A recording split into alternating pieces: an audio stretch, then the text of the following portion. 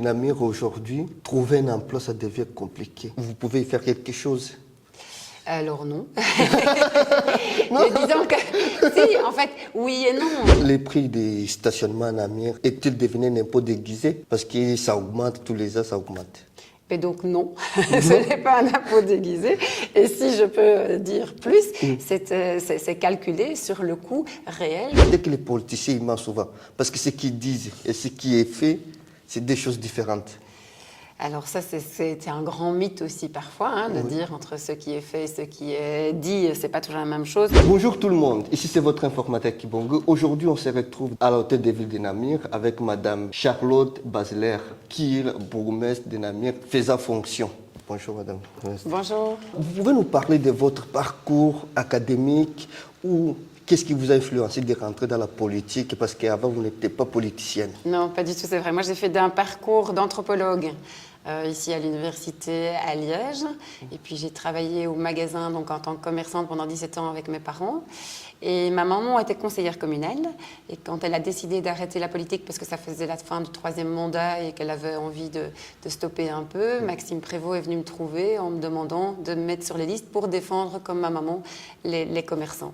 Et donc c'est en me mettant sur la liste en 2018 que les choses se sont un peu précipitées, puisque voilà, j'ai été directement élue conseillère et puis échevine. Et en 2024, échevine, et puis quand Maxime est parti, bourgmestre faisant fonction. Quelle est votre mission en tant que bourgmestre faisant fonction, ou c'est quoi la différence entre bourgmestre faisant fonction et un bourgmestre élu? Alors, il n'y a pas de différence dans le travail même. La différence, c'est que je ne suis pas directement élue en tant que bourgmestre. Donc, j'ai été désignée par le bourgmestre empêché, qui est Maxime, comme étant devenu vice-premier ministre et ministre des Affaires étrangères. Il ne peut pas siéger au sein de sa commune.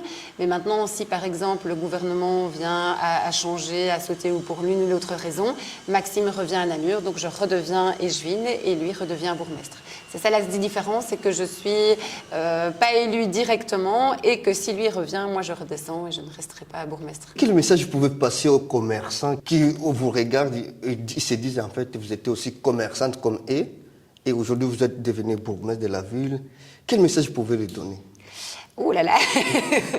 Mais c'est très difficile parce que la réalité commerçante est tout à fait différente maintenant que moi j'étais commerçante. En quelques années, et le Covid est passé par là, ça a beaucoup changé parce que les modes de consommation ont changé. Donc avant, c'était marginal de commander via Internet. Maintenant, les commandes via Internet sont beaucoup plus nombreuses et donc le commerce de proximité est beaucoup touché en fait par cette vente Internet. Et donc il y a une grosse concurrence pour laquelle malheureusement c'est un gros travail à faire pour essayer de redonner envie aux gens de se promener en ville et de retourner dans leur commerce, de faire un retour aux sources en fait par rapport à un service aussi. Donc, évidemment, dans un commerce, on a directement quelqu'un qui vous conseille, qui vous organise, qui vous oriente. Et donc, c'est plus important. Et donc, je dirais aux commerçants vraiment de trouver le juste milieu entre eux, peut-être s'organiser pour eux-mêmes vendre en ligne, pour les commerçants avec de la nourriture, vendre du takeaway, mais pas que. Et surtout tenir bon, parce que c'est vrai qu'avec les travaux, la vente Internet, c'est pas évident pour eux, en tout cas dans le centre de Namur pour l'instant. Vos projets pour la ville de Namur pour cette année, parce que les Namurois qui regardent, ils se disent il y a tout le temps des travaux, mais il y a des projets qu'ils attendent de votre part. Alors, oui, on est dans une situation financière très tendue, donc je suppose que tout le monde le sait maintenant, on n'arrête pas de le dire. Namur, comme les autres grandes villes, on a un gros déficit et donc il faut essayer de le cadenasser. Et donc les grands projets, on est surtout dans l'instant à terminer, en tout cas tous ceux que nous avons engagés, parce que le plus important, c'est de pouvoir terminer, de pouvoir poser un peu les choses, justement après tous ces grands projets qui ont fortement impacté la ville, pour maintenant profiter de tous ces grands projets qui ont été mis en place.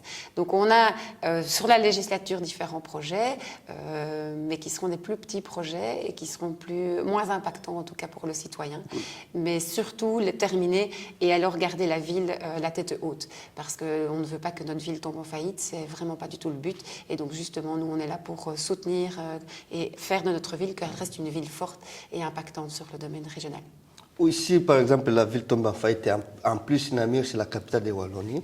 Si elle tombe en faillite, elle va être sur tutelle des fédérales ou province? Elle ne tombera pas en faillite, donc on ne se pose pas la question. On ne se pose pas la question, donc vous êtes sûr que vous avez bien fait des économies, elle ne va pas tomber en faillite? En tout cas, qu'on fait le maximum pour que ça ne soit pas fait. Dès que les politiciens ils mentent souvent, parce que ce qu'ils disent et ce qui est fait, c'est deux choses différentes.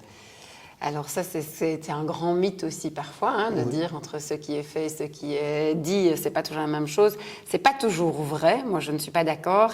Ce qu'il y a, c'est que entre ce qu'on dit à un moment T et ce qui est réalisé aussi à l'autre moment, il peut y avoir des différences, mais qui ne sont pas toujours dues à ce que le politicien a dit ou menti. C'est pas parce qu'il a voulu mentir. C'est parce qu'entre le moment où il dit quelque chose et le moment où ça se réalise, il y a peut-être eu un nombre incroyable de circonstances qui ont fait que ce n'était pas la même chose.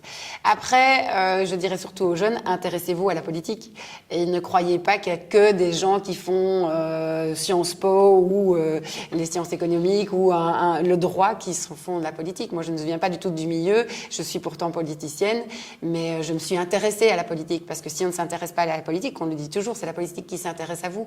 Et c'est important d'avoir un avis, c'est important de le donner, c'est important de s'y intéresser pour ne pas croire non plus tout et n'importe quoi. Surtout à l'heure actuelle où les réseaux sociaux, mais on a vraiment des fake news à tire-larigot. On dit que les politiciens mentent, mais parfois, moi, je vais vous dire quelque chose, vous allez reprendre une phrase dans votre interview. La phrase sera peut-être détournée et on va dire que j'ai dit ça alors que c'était pas du tout dans le contexte. Donc, il faut parfois aussi recontextualiser. Donc, je dirais aux jeunes, surtout, soyez intelligents, renseignez-vous, étudiez toutes les informations qu'on vous donne, regardez si ce sont des vraies informations, comparez. Essayez de voir si un tel dit ça, si un autre dit l'inverse, qu'est-ce qu'il y a, comment juger, critiquer. Il faut vraiment s'y intéresser. Vous avez dit tout à l'heure qu'il ne faut pas faire Sciences Po ou faire les droits, mais si on regarde notre politique belge, il y a plus on va dire des juristes, il y a plus des avocats dans notre politique belge. Est-ce que cela, ça ne démotive pas les jeunes qui se disent « j'ai pas fait du droit » ou j'ai pas fait Sciences Po? Je suis un exemple de quelqu'un qui n'a pas fait le droit, qui n'a pas fait Sciences Po et qui est pourtant bourgmestre de la ville de Namur. Donc voilà. Vous êtes l'exemple parfait. Un point faible sur la ville de Namur, comment vous pouvez l'améliorer, cet point faible? Il n'y a pas beaucoup de points faibles pour moi sur la ville de Namur.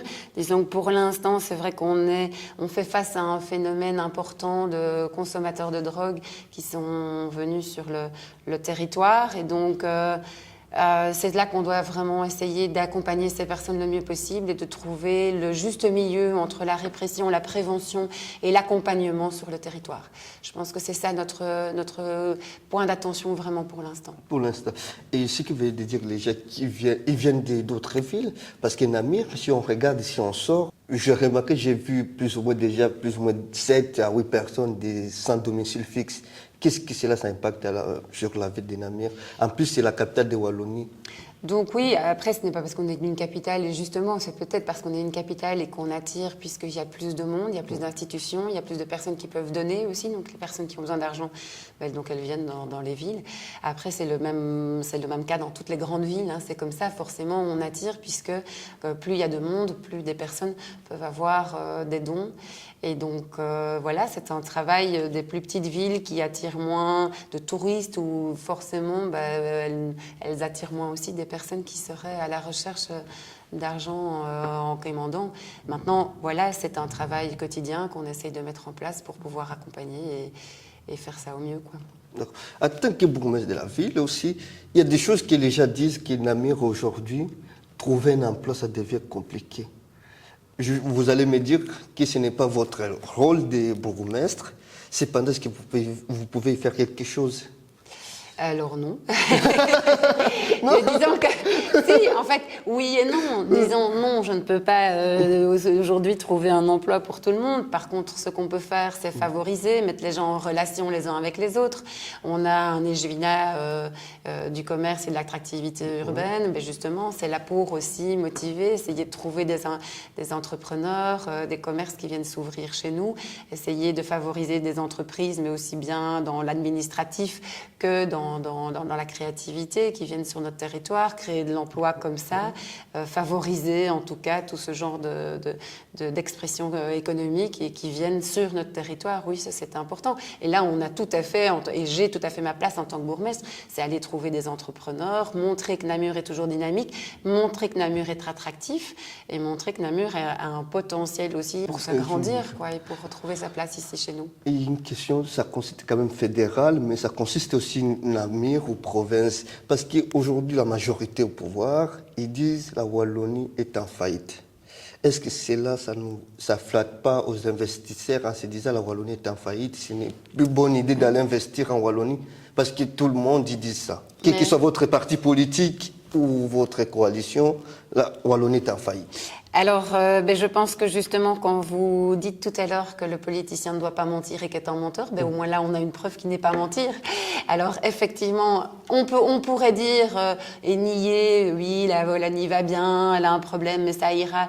Mais oui, on peut parler comme ça, mais dire qu'elle est en faillite, c'est aussi responsabiliser les gens et montrer aussi qu'on se bat pour que ça montre et ne pas l'être. Alors, elle est au bord de la faillite, elle n'est pas en faillite. On est vraiment dans une situation financière très compliquée, mais on se bat à tous les niveaux de pouvoir pour justement sortir la tête.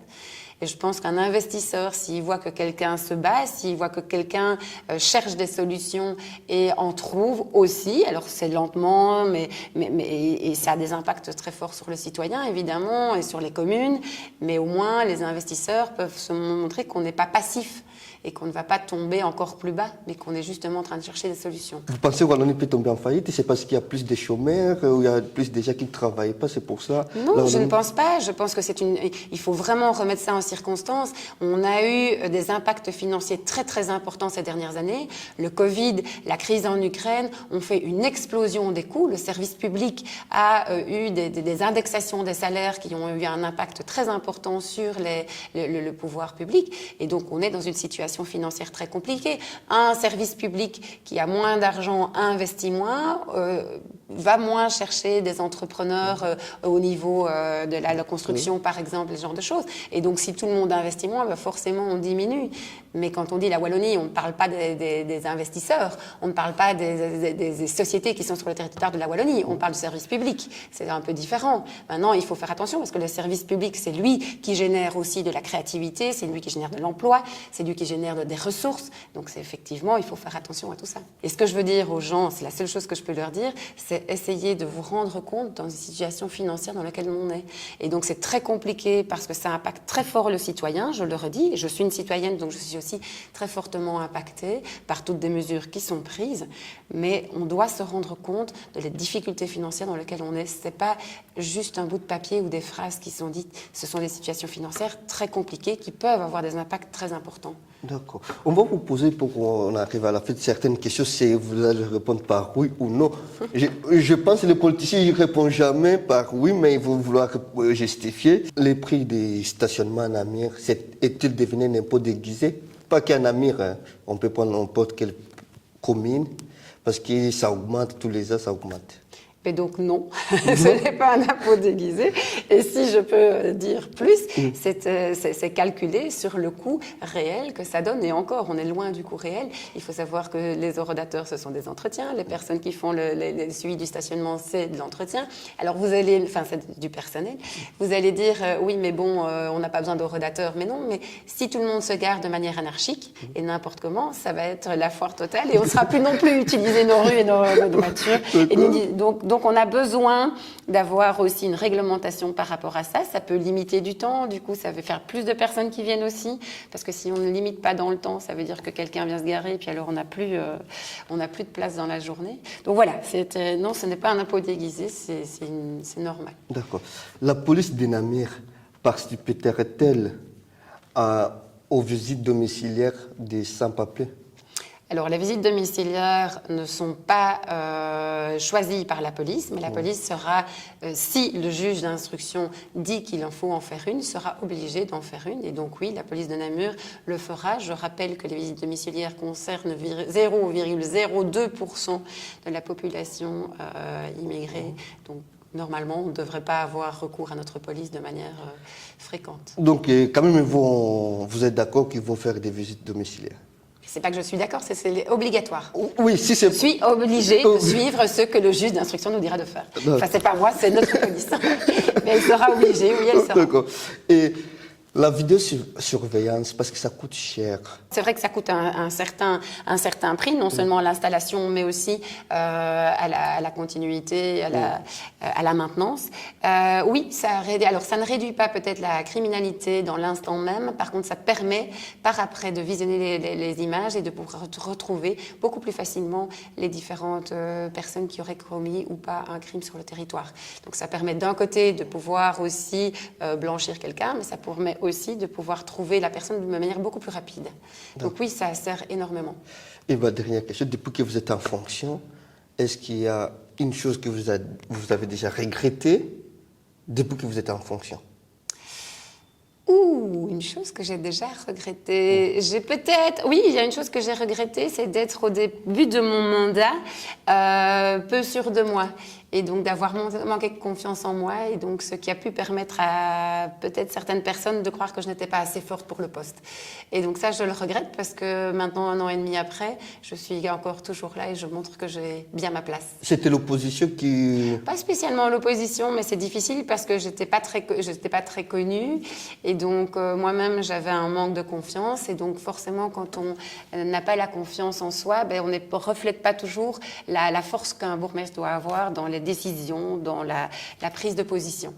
Mais voilà, on se guérit, on se nourrit et on évolue, on grandit. Quel message vous pouvez donner maintenant aux Namurois, aux Namuroises qui vont vous écouter pour la ville des Namur? Mais donc, je voudrais juste dire aux Namuroises et aux Namurois qu'on va faire un maximum pour être à leur côté pendant toute cette législature-ci. Ce que nous voulons, c'est vraiment montrer, continuer à placer Namur d'un niveau international, le faire vraiment être fier d'être la capitale de la Wallonie, accueillir surtout sur son territoire un maximum de personnes et être surtout aux côtés de tous les citoyens et les citoyennes à chaque moment de leur évolution dans notre commune. Oh, vous avez dit une question simple. Vous avez dit accueillir tout le monde. Tous les étrangers peuvent venir à Namur? Pourquoi on dirait non? Vous êtes la bourgmestre, c'est à vous de nous dire. Parce qu'ils sans papier, si la police il va déjà... Vous passez sur un autre problème. Les sans-papiers, s'il y a une succession d'accueil et que la personne est dans un juste chemin, il n'y a pas de problème pour l'accueillir à Namur. Maintenant, si c'est une personne criminelle ou pas, de grande criminalité, excusez-moi, je ne serais peut-être pas d'accord de l'accueillir à Namur, comme je ne vois pas qui serait d'accord de l'accueillir. Mais quand je parle d'accueillir tout le monde, il n'y a pas que des sans-papiers, vous savez. Ah, ok, c'est tout le monde. Moi-même, je suis belge. Il y a des entrepreneurs, il y a des Belges, il y a des Français, il y a des... Et je veux dire, il ne faut pas se focaliser sur les sans-papiers. Les sans-papiers sont les bienvenus dans notre pays. Il y a une certaine législation qui est là pour les accueillir, pour les accompagner. Et donc, pourquoi les mettre dehors? D'accord. Merci beaucoup, Madame Je vous en prie. Madame Charlotte. Merci.